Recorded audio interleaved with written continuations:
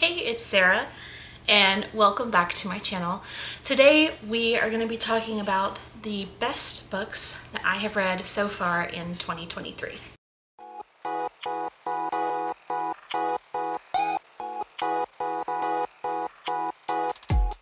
This year has been a pretty good reading year for me. I think so far I've read 67-ish books, I think. I'm not sure off the top of my head. And I have given, I want to say about 10 or so a 5-star review. So these are the books that I really think are worth your time, and a lot of these have been released this year. So if you follow me on TikTok, this one will not be a surprise, but The Adventures of Amina al-Sirafi. This is amazing. This might be one of my new favorite books of all time. I cannot wait for the rest of this series, and depending on how the series goes, this might be a contender for one of my favorite series of all time. In this book, you follow Amina, who is a retired pirate captain. She has given up her life of seafaring and crime, and she just wants to be a mom, her daughter, and she just wants to live in peace. And she gets a mysterious visitor who comes and asks her to help find her missing granddaughter, and Amina cannot say no. And so Amina goes on a trip to get the band back together, and chaos ensues, and it is amazing. This is one of the best books I think I've ever read. I absolutely love these characters, and if you read City of Brass, you will see some familiar characters, which was just like really heartwarming to me because I absolutely loved City of Brass. So if you have not read The Adventures of Amina al-Sirafi by Shannon Chakraborty, I highly recommend it. Amazing, amazing. 10 stars. This book is the best. Another book that came out this year is Ink, Blood, Sister, Scribe. I was fortunate enough to get an arc of this, and I really enjoyed this. It's a little slow to start, but the magic system is so cool. It involves writing books with blood and other things to create magic spells, and you follow two sisters who are estranged, and they eventually kind of get back together, and it's so cool. It's so well written. This was a great story about family and about magic, and it had an ending that I did not see coming. Usually I am pretty good at predicting the ending to things, but I really didn't see this coming. It got real wild at the end. This is a book that I didn't initially rate as a 5-star read, but I have continued to think about it, and it's a book that has really stuck with me, and that is Half a Soul by Olivia Atwater. This was a very cute, adorable Regency fairy tale romance. Theodora, the main character, when she was a kid, had half of her soul stolen from an evil fairy. And since then, she has been a little different. She doesn't experience strong emotions like other people do. She just doesn't have big feelings about things, and a lot of people around her think that she's weird and that she's strange. And she ends up going to a ball season with her cousin, who she loves and adores, and her cousin loves and adores her back. And she meets a very grouchy man. I love a grouchy man.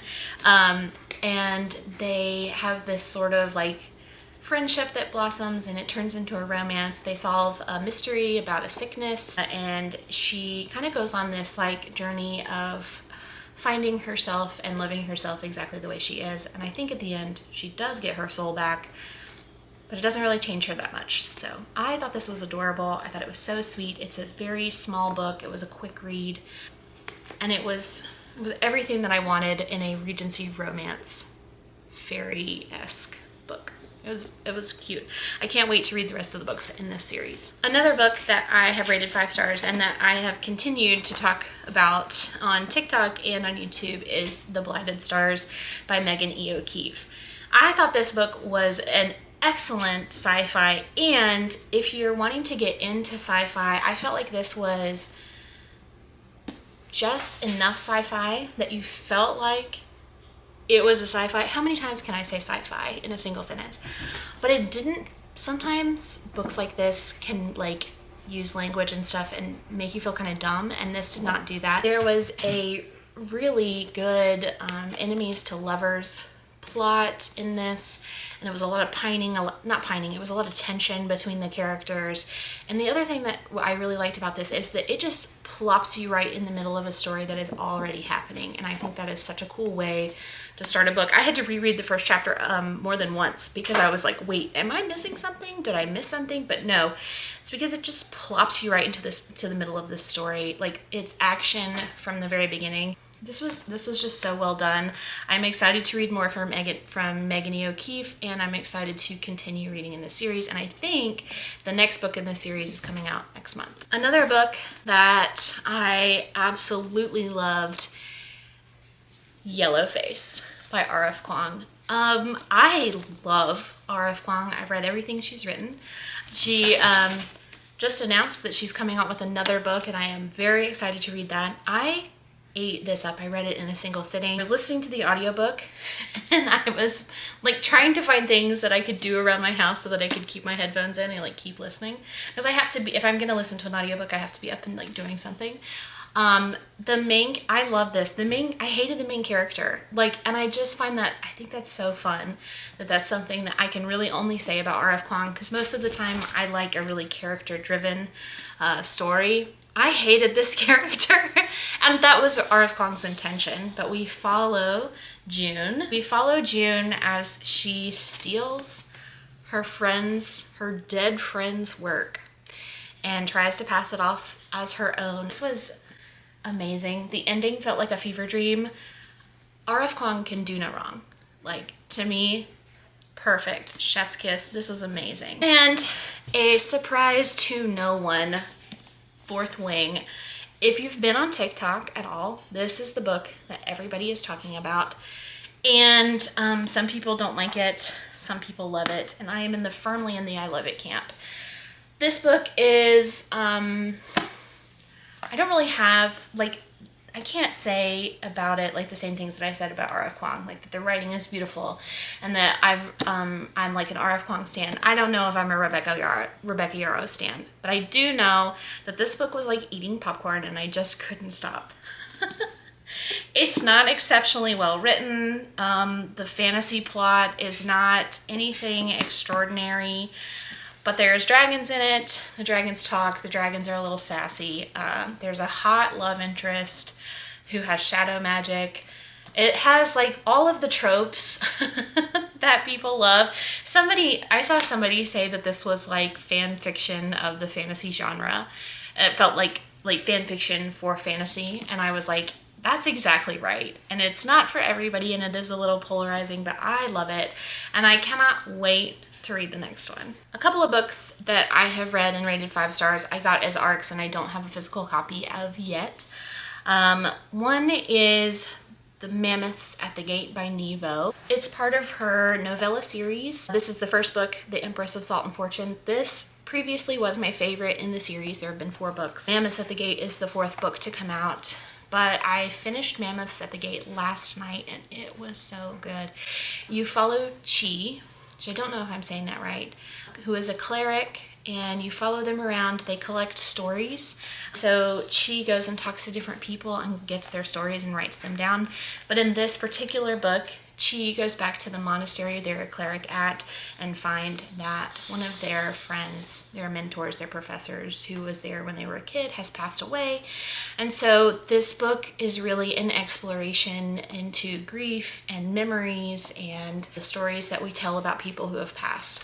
And it was beautiful. Nghi is an excellent writer, and I am so tickled that the series is continuing. It looks like there's going to be a 5th book, but I will definitely be getting a copy of Mammoths at the Gate when it comes out. Another book that I don't have a copy of that I really enjoyed is a book called All the Living and All the Dead.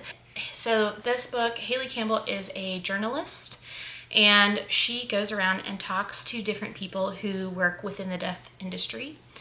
And just, it is the best. It is so well written. It's a beautiful look into our death practices as a society.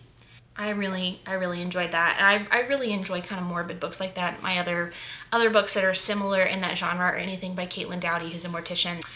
From Here to Eternity, Traveling the World to Find the Good Death. I have a copy of that one. It's downstairs. And she has two other books, one called Smoke Gets in Your Eyes, which is her own personal memoir, and another one called Will My Cat Eat My Eyeballs, which she's answering silly questions that kids have asked her, but you know, everybody kind of wants to know the answer. Will your cat eat your eyeballs if you die? I really loved All the Living and All the Dead. Finally, another book that I really enjoyed that I don't have a copy of yet is An Enchantment of Ravens by Margaret Rodgerson.